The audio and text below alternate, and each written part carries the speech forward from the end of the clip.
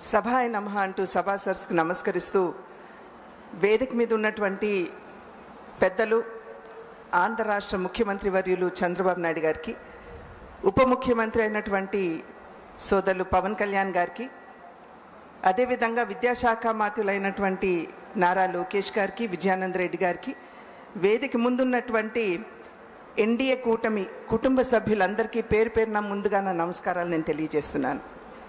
సుపరిపాలనలో తొలి అడుగు. ఎన్డీఏ కూటమి రాష్ట్రంలో అధికారంలోకి వచ్చి 1 సంవత్సర కాలం పూర్తి చేసుకోవడం జరిగింది.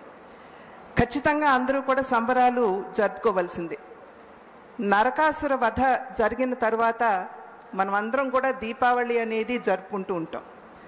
5 సంవత్సరాల దుష్ట పరిపాలన మనం చూసినటువంటి సందర్భంలో దాన్ని అంతమొందించి 1 సంవత్సర కాలం కావస్తున్నటువంటి నేపథ్యంలో ఖచ్చితంగా ఆంధ్ర రాష్ట్ర ప్రజలందరూ కూడా సంబరాలు జరుపుకుంటున్నటువంటి విషయం మనందరికీ తెలుసు. అయితే ఈ నేపథ్యంలో ప్రజలందరూ సంబరాలు జరుపుకుంటున్నప్పుడు ప్రజలు నమ్మకంతో, విశ్వాసంతో గెలిపించినటువంటి ప్రజాప్రతినిధులందరూ కూడా మరి ఒక్కసారి ప్రజాసేవకి పునః అంకితం కావాల్సినటువంటి సమయం ఇది అని చెప్పి నేను గట్టిగా విశ్వసిస్తున్నటువంటి విషయం. ఏ విధంగా రాష్ట్రంలో కూటమి అధికారంలోకి వచ్చి 1 సంవత్సర కాలం జరుగుతుందో అదేవిధంగా కేంద్రంలో కూడా కూటమి ఇప్పుడు దగ్గర 11 సంవత్సరాలు జరిగినటువంటి నేపథ్యం. అయితే ఈ 11 సంవత్సరాల కేంద్ర కూటమి యొక్క ప్రస్థానంలో అంకిత భావం, అదేవిధంగా సేవా తత్పరత, దానితో పాటుగా సడలని సంకల్పం, ఇవన్నీ కూడా మనం ఈ 11 సంవత్సరాల కాలంలో మనం చూసాం.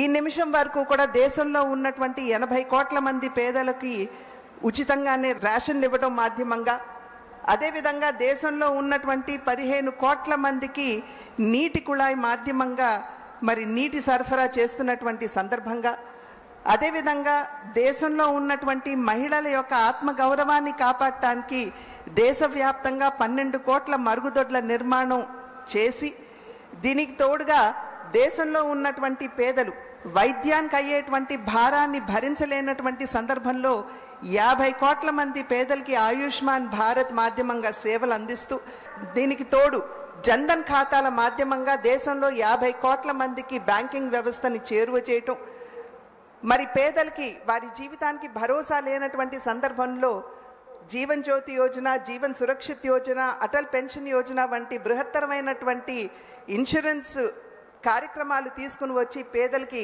ఆసరా అందివ్వడంలో కావచ్చు, దేశంలో కోట్లాది మంది మహిళలకి ఉచితంగానే గ్యాస్ కనెక్షన్లు ఇవ్వడం మాధ్యమంగా, బీసీ కమిషన్కి చట్టబద్ధత కల్పించడం మాధ్యమంగా, ఈ విధంగా అనేక కార్యక్రమాల మాధ్యమంగా కేంద్రంలో ఉన్నటువంటి ఎన్డీఏ కూటమి ప్రభుత్వం దేశ సేవ పట్ల తనకున్నటువంటి అంకిత భావాన్ని, అదేవిధంగా కరోనా మహమ్మారి వచ్చినటువంటి సందర్భంలో అసలు కరోనా స్వరూపం ఎలాగుంటుందో దేశానికి తెలియనటువంటి సందర్భంలో అనేక అంతర్జాతీయ సంస్థలు దేశంలో 15 కోట్ల మంది మరణిస్తారు అని చెప్పినప్పటికీ 220 డోసులు కరోనా వ్యాక్సినేషన్లు ఉచితంగానే దేశ ప్రజలందరికీ అందించి దాని ద్వారా తన సేవా తత్పరతని కేంద్రంలో ఈ 11 సంవత్సరాలు అధికారంలో ఉన్నటువంటి ఎన్డీఏ కూటమి నిరూపించుకున్నటువంటి విషయం.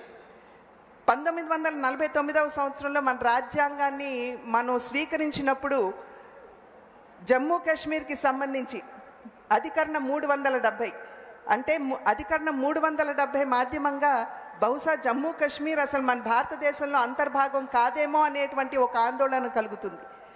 అయితే అది తాత్కాలికమని చెప్పి రాజ్యాంగంలో పెట్టినప్పటికీ కూడా 70-75 సంవత్సరాల స్వతంత్ర భారత ప్రస్థానంలో ఎవ్వరూ కూడా దాన్ని ఎత్తివేసే సాహసం చేయనప్పటికీ నరేంద్ర మోడీ గారు ప్రధాని అయిన తర్వాత 370 అధికారాన్ని తొలగించి జమ్మూ కాశ్మీర్ మన భారతదేశంలో అంతర్భాగం అని చెప్పి నిరూపించడం మాధ్యమంగా, అదేవిధంగా ట్రిపుల్ తలాక్ ఎత్తివేస్తూ మైనారిటీ మహిళల జీవితాల్లో ఏవైతే ఛిద్రమైపోతున్నాయో వారి జీవితాల్లో మెరుగైనటువంటి మార్పులు తీసుకురావడం ద్వారా, దీనికి తోడు వక్ఫ్ బిల్ ఏదైతే ఉందో దానిలో జరుగుతున్నటువంటి అవినీతి కావచ్చు, లేకపోతే మైనారిటీలో ఉన్నటువంటి వెనుకబడినటువంటి కులాలకి న్యాయం జరగనటువంటి సందర్భంలో, మహిళలకి న్యాయం జరగనటువంటి సందర్భంలో వక్ఫ్ చట్టానికి తీసుకురావాల్సినటువంటి సవరణను తీసుకొచ్చి కావచ్చు, వీటి మాధ్యమంగా ఏదైతే కేంద్రంలో ఉన్నటువంటి ఎన్డీఏ కూటమి తనకున్నటువంటి అంకిత భావాన్ని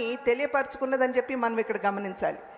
2014వ సంవత్సరానికి ముందు మన దేశంలోకి పొరుగు దేశమైనటువంటి పాకిస్తాన్ ఏదైతే ఉగ్రవాదాన్ని పెంచి పోషిస్తుందో అక్కడి నుండి ఉగ్రవాదులు మన దేశంలోకి చొచ్చుకుని వచ్చి మన సైనికుల్ని హతమార్చి వారి తలల్ని మొండం నుండి వేరు చేసి జ్ఞాపికలుగా వారి దేశానికి తీసుకుని వెళ్ళిపోతుంటే ఏమి చేయలేనటువంటి పరిస్థితి అప్పట్లో ఉన్నా, ఆ తరువాత పఠాన్కోట్ అదేవిధంగా ఉరి ఈ సంఘటనలో మన సైనికుల్ని హతమార్చినప్పుడు ముష్కరులు వెంటనే వారి భూభాగంలోకి వెళ్ళి అక్కడ ఉన్నటువంటి ఉగ్రవాద స్థావరాన్ని ధ్వంసం చేయడం మాధ్యమంగా, మరి మొన్న జరిగినటువంటి ఏప్రిల్ 22వ తారీఖున పాకిస్తాన్ నుండి ముష్కరులు మన దేశంలోకి చొచ్చుకుని వచ్చి అమాయకులైనటువంటి మన భారత పౌరుల్ని చంపినటువంటి సందర్భంలో ఒక్కసారి మనం అందరం కూడా ఇక్కడ ఆలోచించాలి. 10 రోజుల ముందు పెళ్ళైనటువంటి ఒక నవ వధువు తన కళ్ళ ముందు తన భర్తని అత్యంత క్రూరంగా ముష్కర్లు హత్య చేసినటువంటి నేపథ్యంలో ఆపరేషన్ సింధూర్ అని చెప్పి ప్రతిష్టాత్మకంగా నరేంద్ర మోడీ గారు దీన్ని చేపట్టడం జరిగింది. అంటే మన భారత నారీమణుల యొక్క నుదుటి మీద దిద్దుకునేటువంటి తిలకం యొక్క రంగు ఏదైతే ఉందో, సింధూరం రంగు ఏదైతే ఉందో, అది ముష్కరుల యొక్క రక్తం కంటే కూడా గాఢమైన రంగు అని చెప్పి నిరూపిస్తూ ఆపరేషన్ సింధూర్ని చేపట్టడం జరిగింది.